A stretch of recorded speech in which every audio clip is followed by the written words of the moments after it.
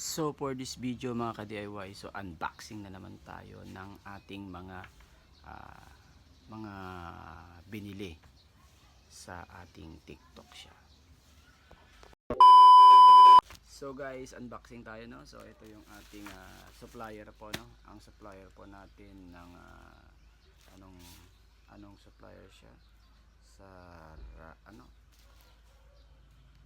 sa Rakoko po ba? Rakoko. Yan.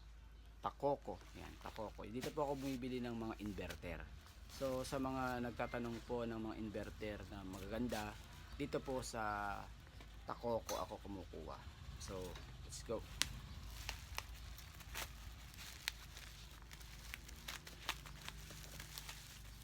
Unboxing natin to guys kasi wala na tayong stock dito sa ating shop. Naubos na po lahat. So tatlo po siya. Mapansin nyo, tatlo pong inverter to. So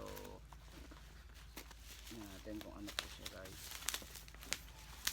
kung ilang watts.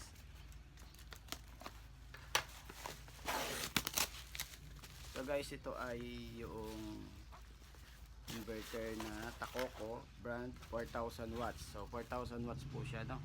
So gagawa tayo ng setup na 4000 watts.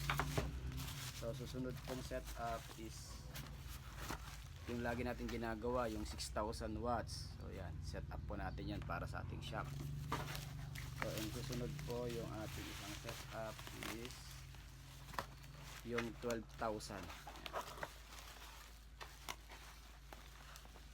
12,000 watts. So mga ka-DIY, sa mga gustong kumuha nito, ilagay ko po yung description sa baba, yung ating yellow basket para makapag-check out kayo. So thank you mga ka-DIY, legit dito sa Takoko company. So thank you for watching. Bye bye.